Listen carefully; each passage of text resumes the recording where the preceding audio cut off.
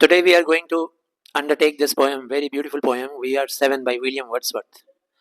Lesson 3, West Bengal Board, and it has been taken from the book Blossoms. William Wordsworth was born in 1770 and he died in 1850. One of the greatest poet के रूप में उनको जाना जाता है.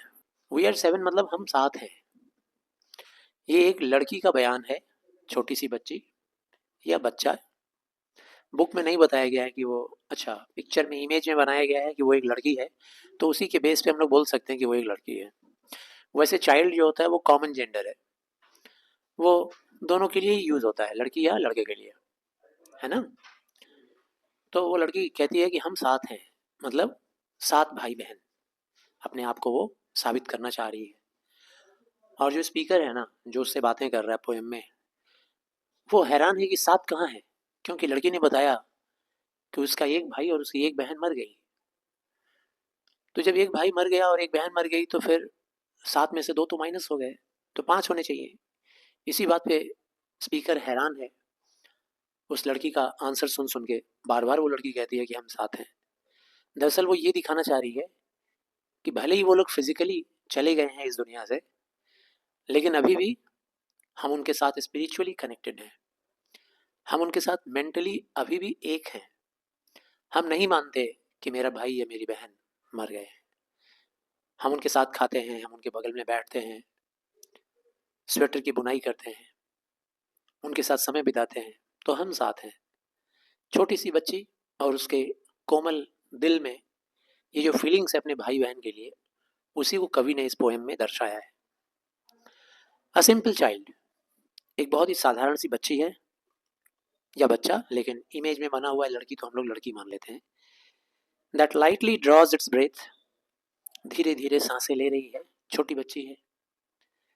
And feels its life in every limb, और वो लड़की इतनी जिंदा दिल है कि उसके तन बदन में, उसके शरीर के हर एक अंग में वो लाइफ महसूस कर रही है.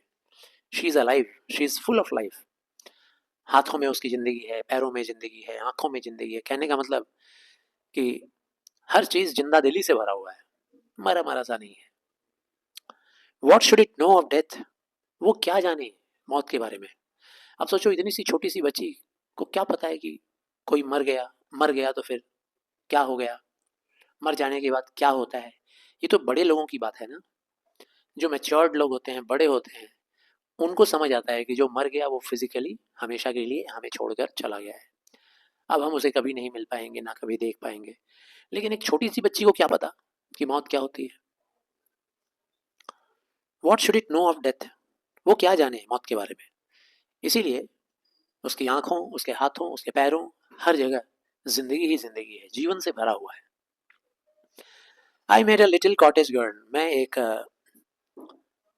कॉटेज में रहने वाली एक लड़की से मिला, स्पीकर कहता है. स्पीकर हम लोग पोइट को ही मान लें. She was 8 years old. I met a little cottage girl, मैं एक छोटी सी लड़की से मिला जो एक कॉटेज में रहती थी. शी वॉज 8 years old, 8 साल की बच्ची थी वो. शी सेड, उसने कहा, मैंने उस लड़की से पूछा कि हाउ ओल्ड आर यू, तो उसने कहा कि वो 8 साल की है. Her hair was thick with many a curl, और उसके जो बाल थे ना सिर के, वो इतने घने थे और बहुत ज़्यादा मोटे, थिक बाल, कर्ली हेयर थे, घुंघराले. That clustered round her head, जो उसके सिर के ऊपर बड़ा सा गुंबद जैसा आकार बनाकर पड़े हुए थे वो बाल. मतलब बहुत ज़्यादा कर्ल था और बहुत ज़्यादा घना बाल था. She had a rustic Woodland air, और उसके रहन सहन बोलचाल में कुछ गांव का आभास नजर आता था, देहाती, रस्टिक लड़की थी. विलियम वर्ड्सवर्थ की जो कविताएं होती हैं ना, उसमें वो ऐसा ही कैरेक्टर चुनते हैं जो नेचर के क्लोज है. रस्टिक है, कंट्री साइड एरिया की रहने वाली लड़की हो, कोई पुरुष हो, ऐसे कोई कैरेक्टर चुनते हैं वो. तो वो लड़की रस्टिक थी. वुडलैंड एयर, वुडलैंड बोलते हैं हम लोग जंगलों को, तो एकदम देहाती जंगल जैसा माहौल था. And she was widely clad, और कपड़े कैसे पहनी हुई थी. वाइडली का मतलब जैसे देहात के लोग कपड़े पहनते हैं, वाइडली मतलब तो जंगली है. यहाँ जंगली नहीं है, देहाती टाइप का, मॉडर्न नहीं थी, इस टाइप के कपड़े पहनी हुई थी. क्लैड का मतलब dressed, clad. Her eyes were fair, उसकी आंखें बहुत ही खूबसूरत थी, छोटी सी बच्ची मासूम सी 8 years की, and very fair, बहुत ही ज़्यादा खूबसूरत.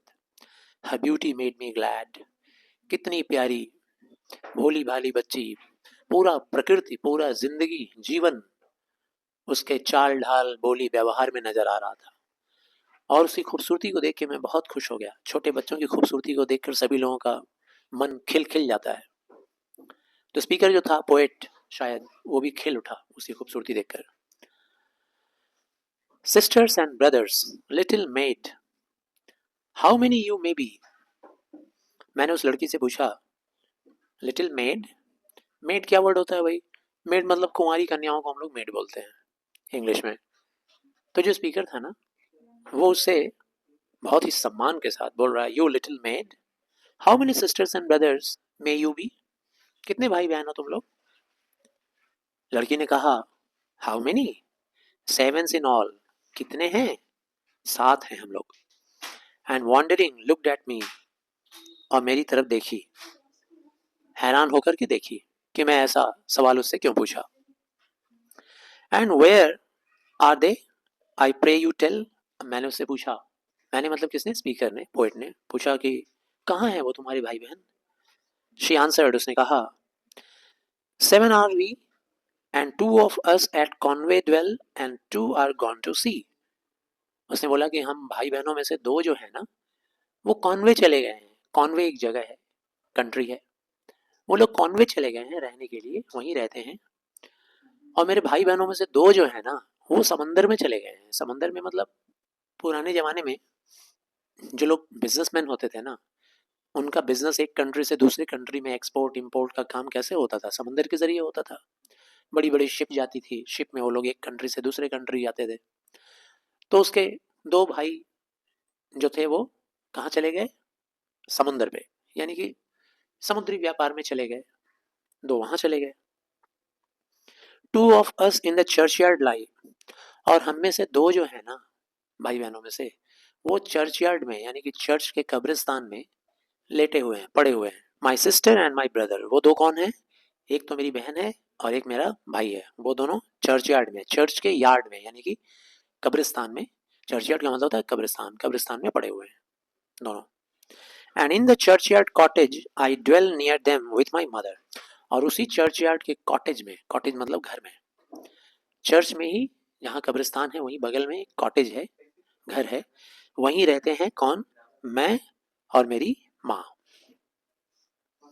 नियर देम, उन्हीं दोनों के बगल में ही रहते हैं. वो दोनों मतलब कौन? मेरी वो बहन और मेरा वो भाई. उन्हीं दोनों के बगल में जो कॉटेज है उसी में मैं और मेरी मम्मी रहते हैं. You say that two at Conway dwell, बेटा आप कहती हो कि आपके 2 सिबलिंग्स, सिबलिंग्स मतलब भाई बहन, आप कहती हो कि आपके 2 सिबलिंग्स कॉन्वे में रहते हैं, और कहती हो कि आपके 2 सिबलिंग्स समंदर में चले गए हैं. येट यू आर 7, फिर भी तुम 7 कैसे हो? 2 तुम्हारे कॉन्वेल में गए और 2 तुम्हारे सी में गए और 2 मर चुके हैं.